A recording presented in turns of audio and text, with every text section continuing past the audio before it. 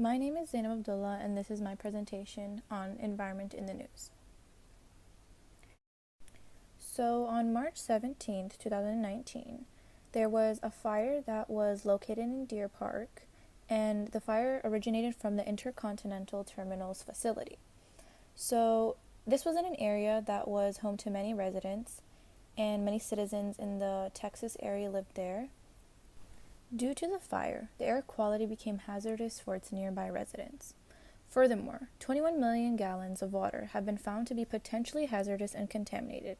The contaminated water was collected in the tank farm and Houston Ship Channel. Sadly, the many residents around the area became very afraid of the negative outcomes from the fire.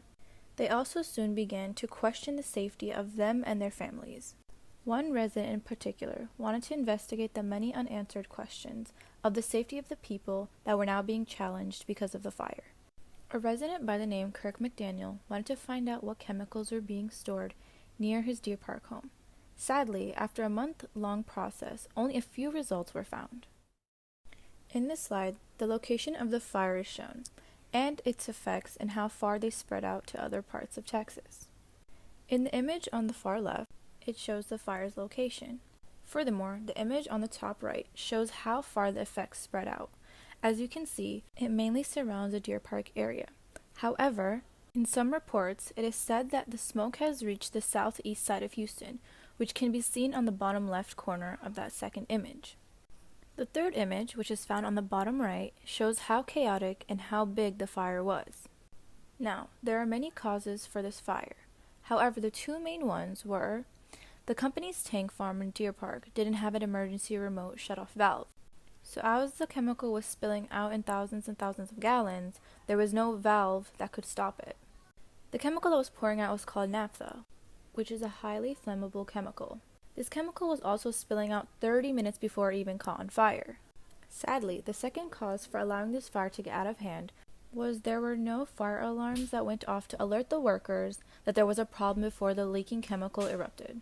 Even after the fire was put out, there were new challenges to face. The Intercontinental Terminals were forced to shut down the Houston Ship Channel for 3 days. Areas ranging from Deer Park to the southeast side of downtown were also forced to close their schools, and residents were told to stay inside their homes. Furthermore, in 2009, Deer Park's ITC was fined $65,000 for several violations of environmental and workplace safety rules.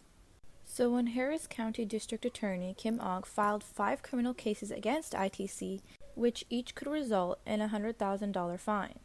Also, Attorney General Ken Paxton filed a suit against ITC claiming that the Deer Park fire emitted benzene and other toxic contaminants. These toxic contaminants also violated the Texas Clean Air Act. A while after the fire, scientists from the Galveston Bay Foundation and Texas A&M Research Center analyzed samples of contaminated water.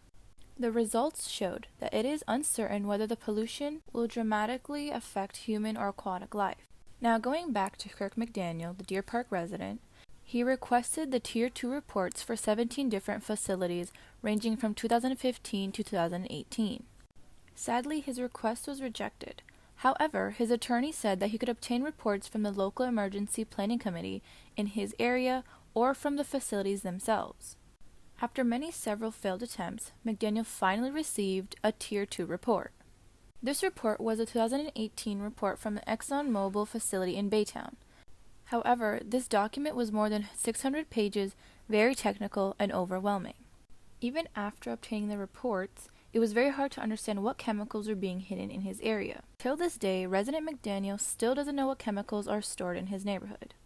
After seeing and hearing about the fire in Deer Park, Texas, there aren't many solutions that could be proposed. However, one solution could be extra fire alarms and valves must be placed in any area with chemicals, in case anything spills out when it isn't meant to.